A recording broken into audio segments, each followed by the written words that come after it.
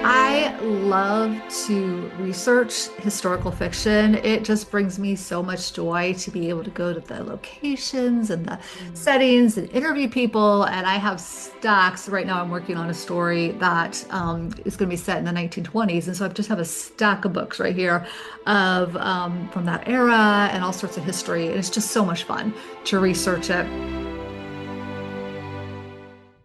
We'll talk about this and much more today. Welcome to a Writer's Day podcast.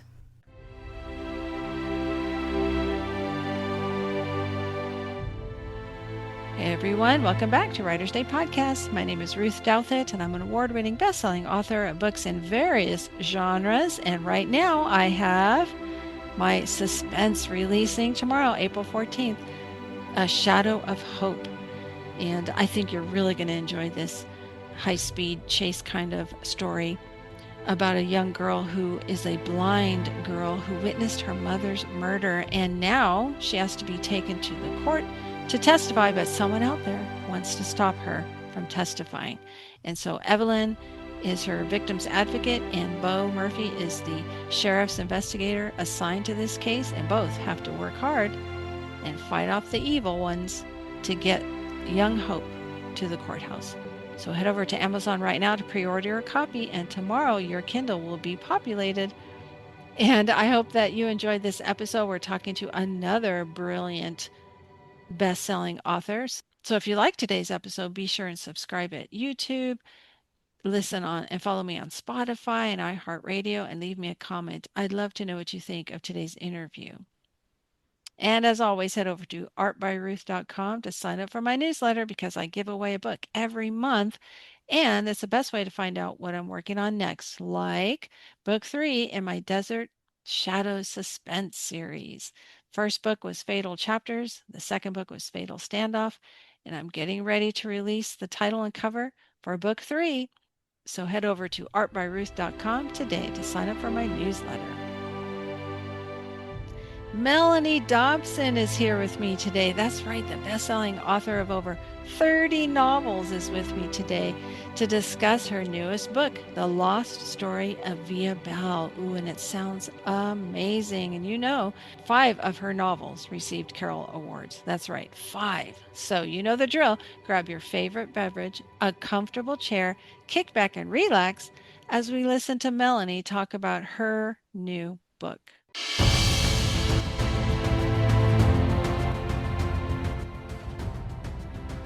Hey everyone, welcome back. I'm excited to be speaking with novelist Melanie Dobson today. Welcome to the podcast, Melanie. Thank you so much. I am just absolutely delighted to be here today. Oh, great. Well, why don't you start off by telling my listeners a little bit about yourself? Sure. Yeah, I am a lover of all things words and stories and books. That's kind of my story. Ever since I've been a kiddo, I just love story. I grew up in central Ohio, what's called Amish country. My family wasn't Amish, but we lived out in the farmlands, kind of in the middle of nowhere, and had lots of free time to read and begin to dream up kind of stories of my own. So I've been doing it for a long time. Now I live in Oregon. My husband works at some place called the Bible Project, which is downtown Portland. Mm-hmm. And Mm-hmm. so we live right here. We have 2 girls who are actually off now. We have an empty nest, and one little grand guy, I call him, who is almost 2 years old. And I'm absolutely loving being a grandmother. Oh, what a blessing. How wonderful. Oh, I bet that's exciting. It must be such a kick to see your kids become parents. It is so much fun, and she's doing such an amazing job. But yeah, it's absolutely wonderful to watch her become a mom and then be able to have this little one that you can just spoil and just have fun with. It's just a different experience being a grandparent than it was being a parent. Oh, that's beautiful. I hope to one day. My son's not even Yes. dating anyone, but hopefully he will. That's awesome. Well, so you mentioned that you were a reader and when you were young, you loved stories. Was it being a writer something that was in your mind way back then? I loved to write stories. I was always inspired by books like Nancy Drew or Emily Climb's, different books like that and different stories. where I would read them and then I would get inspired to kind of go write a book, kind of fan fiction, we would call it today, but go write a story like those stories. I think I've always been a creator, just a creative, where I would have a story idea and I would want to go and write it. However, at a young age and all the way, up through my 20s, it was really hard for me to write the middles. Like I would get an idea, I would sit down all excited, and I would write, and then I would get to the middle of the story and it would just fade, complete fail, and I would put it aside and go on to something new. So yes, always enjoyed writing, but was really good about starting, but not so good about finishing my work. Mm, I 100% can agree with that. I'm totally the same way, and I was like that when I was a kid too. I think I was a writing teacher for middle school kids, and I think that's a normal thing, and that's why they need some guidance on how to create conflict. And I used to use the plot diagram, to help them plot out the story. Ah, And but for me, I was never taught any of that till I became an adult. So I was like you, I get so excited about a story. I have the title, the cover, even the black blurb of the cover, and I get super excited. yeah. I'd have the ending in mind. But you're right, when it came to the middle, it was, well, what do I do? Right. I wish I had you as my teacher because I didn't have anybody at middle school to, help me through that. To be like, it's normal. This is normal what you're experiencing, this messy middles. And it's just, writing teachers are so important. It's such a gift, what you've done and what others do just to encourage young people in their writing and help them get through sort of those blocks and those obstacles in the way and help them to continue on and not quit. Thanks. Yeah, I mean, when I became a writing teacher, I had to do so much research about it because the school I taught at typically just had an English teacher and that was it. And then they split it writing and then English. And so they hired me to come in and do the writing. So I had to do a lot of research about it and I found plenty of it out there. They wanted me to use that 6 traits of writing rubric, and that really helped. But it just seemed to be the commonality of all the students was getting super, super excited and then kind of wondering, all right, so now where do we go? So I found it helpful, and I still use it for myself, was to analyze a lot of existing stories on how they do that. How do they handle the middle Yeah. and the rising action and then the big climactic, you know, face off, and how do they handle all that? So we would analyze quite a few stories, short stories, and I'd ask, what's the English teacher having you read? And they would tell me, and I'd say, okay, let's analyze this story. That's awesome. Do you use that? Do you find it helps you to maybe look at how an existing story is written to kind of give you some ideas? Absolutely. It really helped me learn how to write. I would take a highlighter, and some people will be aghast at this probably, but I would take a highlighter and I would get a novel that I personally enjoyed reading, and I would go through and I would highlight, like maybe one color, pink would be dialogue and blue would be, maybe some dialogue beats and tension and, kind of color it in so I could kind of see how the writers of my favorite books, how they formatted, how they structured their stories. That was really helpful for me. And then when I started doing and writing dual timeline, split time fiction, which was really challenging for me to learn how to write, I again went back to that. I found Sarah's Key was a book that really inspired me to start writing dual timeline fiction. And I went back to that novel with the highlighters and started highlighting again just to see how the author not to take their story, but how they structured their story, how they made a story compelling and the tension that you mentioned, and how they had believable dialogue and all of that. I would take the highlighters, highlight it, and then kind of do either write out an overview or just analyze it. And that's the best way to learn. I mean, what you did was brilliant for those students because that is just the absolute best way to learn how to write fiction is to read and analyze it yourself, especially what you enjoy, as a reader and a writer, what you enjoy reading. Well, let's talk about your next book, The Lost Story of Via Belle. Tell us about this story. Yeah, so The Lost Story of Via Belle is a book that actually was inspired all those years ago when I was in Ohio. I was telling you about that when I would go and pedal my bike out to the bookmobile um, about a mile from our house. And I was able to get my books there. But my mom, for good reason, when I was, 11, 12 years old, didn't want me to read the romance of the day. But I was allowed to read this romance author by the name of Grace Livingston Hill. And she was a Christian woman who wrote these historical kind of mystery romance books that were really intriguing to me as a young person. And so I would read and read and read Grace Livingston Hill books. And I loved her stories. And I just thought she led this probably charmed novelist life. And I had this vision of what I thought her life would look like. Then, when I grew up and I read the biography written by Bob Muntz, her grandson, I discovered that her life wasn't romantic and wasn't charmed, and she had a very difficult marriage. Her second marriage was very difficult. Her first husband sadly passed away, and she was a single mom, and she was writing to support her two daughters and her mother who lived with them. And she was just a strong Christian woman, but her books came out of a place of a lot of hardship. Mm. When I realized that, I was like, first of all, I want to tell a story inspired by Grace Livingston Hill, but I want to also write it in a way that Grace Livingston Hill wrote her books with the mystery and a little bit of romance and some faith elements, all of that within my story. And so that's what I did. I set out to write this book, The Lost Story of Via Belle, and it's about a novelist who disappears in the 1940s. She has one last story she's written, and then she disappears, and nobody knows what happened to her.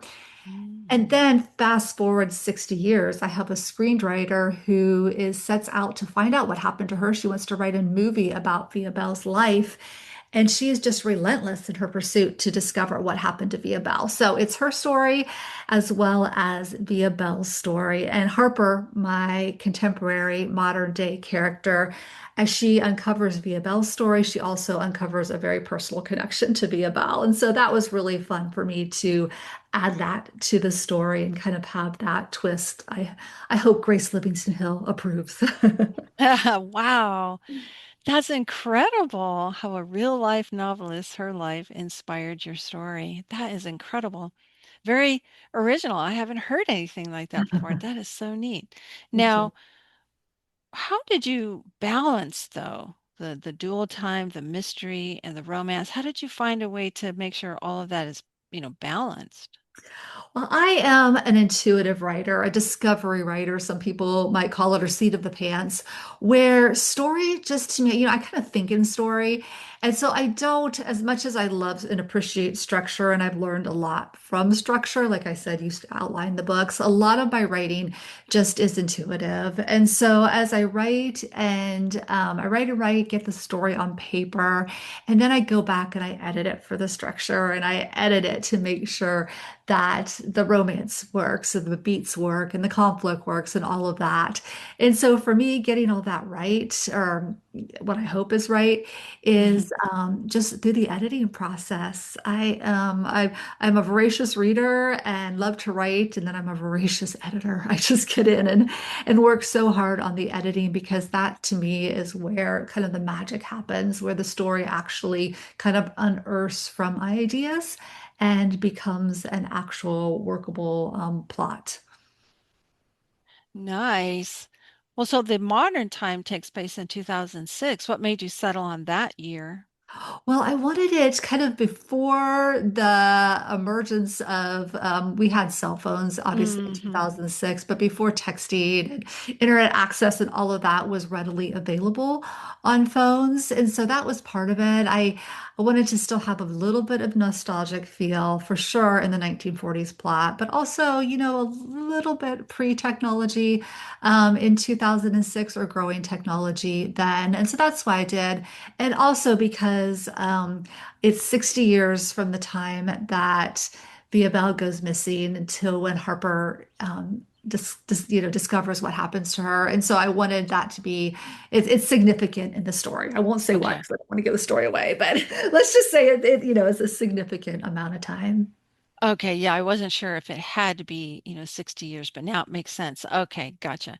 And I'm right there with you. Sometimes I've written a couple of modern books where they have, uh, modern day phones and everything, and they text and look up things on their phones. But Mhm. sometimes I think it is easier to go back and write before all that happened. And it's interesting. You can't solve your problems so easily when you don't have a phone with everything on it. And it creates a lot more tension, I think, when you don't have the phone as a fallback in your story. We were watching a movie not too long ago, and the guy had to rely on payphones. Mm. And we kind of nudged our son and said, "Those are payphones, son. That's how we communicated way back in the antique days, That's awesome. in the 1900s." That's He awesome. kind of just rolled his eyes like, "Oh, mom." Yeah. And then when I was a teacher, I would take in newspapers because one of the class projects I had them do is to create a class newspaper, and I'd bring in a newspaper. And this, kids, is how we learned about the news and the current events before the internet. They're like, They what? looked at me like I was insane. Like, "What? You read this stuff?" I said, "Yeah, come take a look." There was life before the internet? What is that? Exactly. Oh, that's wonderful. That sounds like a really neat story. What were some of I mean, we have research, you have these two time, lines going through. Have you written this kind of novel before, this genre where you do the dual timelines? Yes, I've been writing in this genre, goodness, more than 10 years, maybe 12 or 15 years at this point. So Mm, I have been. I felt when I read Sarah's Key all those years ago, I had already been wanting to have a dual timeline story, but I just was struggling to make it work. And also people weren't buying that sort of fiction back then. And so when I read that, my eyes were open and I just like, okay, this is what I want to do.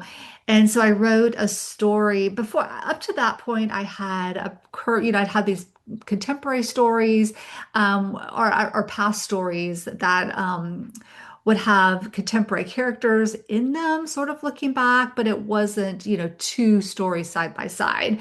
And so at that point, I wrote Chateau of Secrets, my first true dual timeline story, where I had somebody in the present day trying to find out it was a World War II story. So, trying to find out what happened to the characters in France during World War II. And once I wrote that story, I was like, this is what I want to do. And that's what I've been writing ever since. were there any specific challenges with completing this novel that maybe popped up? Oh, something, I love to research historical fiction. It just brings me so much joy to be able to go to the locations and the Mm, settings and interview people. And I have stacks. Right now, I'm working on a story that is going to be set in the 1920s. And so I just have a stack of books right here of from that era and all sorts of history. And it's just so much fun to research it. But the challenging part for me in the writing process is actually the writing. It's so hard for me. It's like I can dream up the plot, but sitting down and working through it mhm. is challenging. I love it. It's a great challenge. It's an absolute wonderful thing for me to be able to do. But telling a novel is hard. And after, this is my 31st book, the Via Belle story that I've had published, written several books before I had that one published. And so, coming up with a unique plot and unique characters each time and all of that is fantastic. It's a great challenge, but it definitely is a challenge. I could see where that could get a little bit draining after a while. You don't want one story to start to sound like the next. But is there like one part of history that you haven't tapped into that maybe you might try, like, the Vietnam era or Korean War era, or Yeah, I would love to go a little bit further back and do like a Renaissance kind of story. I don't know. We'll see what happens, but that's a possibility. I have covered pretty much every era from 1830 1840, maybe a little bit earlier, up to the contemporary era. So I've done quite a few stories. I really liked writing in the Gilded Age. That to me Mm. was a really fun era to write. And I also really like World War II era fiction. I spent 7 years writing World War II era fiction, and I needed to take a brain break from the Holocaust. I love those stories because it feels like there's a lot of really clear good versus evil, and I love the heroic stories that come out of World War II. But it's hard, as a writer, this, you live in your story. Your head is there for, 9 months or however long it takes to write and research the story. And so it's good for me to kind of bounce between different eras and not stay in one more for more than a couple of years. Sure, I can understand that completely. Like for me, I write suspense, and after a while, researching serial killers and how to kill someone and how to dispose of a body, it kind of gets to you. Exactly, exactly. So I have to write a fantasy novel. I throw in a dragon story in there to mix it up a little bit and help me come down and have a lot of fun, and then I go back to suspense. So yeah, I completely understand. But the Gilded Age, oh, I love that era. That would be really neat to research and develop a story set then. Hmm. Well, The Lost Story of Via Belle releases April 14th, so that's just right around the corner. So be sure and go pre-order your copy today. And what's coming next for you down the road? Yeah, I have actually I'm doing final edits right now on my next one. It's called The Sister Society. It'll be out next year. And it's about a religious community in the 1850s in New York called the Oneida community. And they were a religious commune for years, and then they were the ones that actually started the Oneida Silver. So they had the Oneida Silverware Company for about Mm. 100 years. And so just a very fascinating group. And so I've just, I've been researching. I've spent some time in their community mansion, which is still in New York, and learning about that. And then, yeah, it'll be a dual timeline again. So it'll be let's see, the past is 1870s and the contemporary plot will be 1940s. So right after World War II. Ooh, wow. I didn't know that the mansion was still there. That's exciting. It is. That's the fun part of being a writer is all the research. Oh, I love that. Yes. Well, Yes. I that can research sounds, all day and never write. It's a problem, but I love it. yeah, that's true. I've heard that from so many historical fiction authors where they have to, almost physically stop themselves from Mhm. continuing the research and you have to actually write the book. Yes. Oh, that sounds amazing. Well, like I said, listeners, The Lost Story of Via Belle releases April 14th, so go pre-order your copy. You just have a little bit of time left to get that pre-ordered. And be sure and follow, let's see, Melanie, do you have a website where folks can go and sign up for your newsletter? Yeah, it's just my name, melaniedobson.com. And I love to hear from readers. So feel free to sign up for my newsletter there or send me an email. Or I'm also on Facebook and Instagram. So any of those ways are a great way to get a hold of me. Oh, perfect. So, and also you can follow Melanie on Amazon. You can click on her and follow her so that way as her projects are released, you will be notified. I love that when they do that. Yes, I love getting those emails. me too. Well, Melanie, this has been a delight. Thank you so much for joining me today to talk about your writing and your research and your new book. I really appreciate it. Thank you. I've had the best time. So it's nice to meet you, Ruth, and thank you for having me. That was great to listen to Melanie Dobson talk about The Lost Story of Via Belle. Ooh, it sounds amazing. I love how authors do these dual timelines, they can go back and forth and how they settle on what the character's going to go through. And this one sounds intriguing because there's this secret that she uncovers that Melanie couldn't go into, so you have to read the book.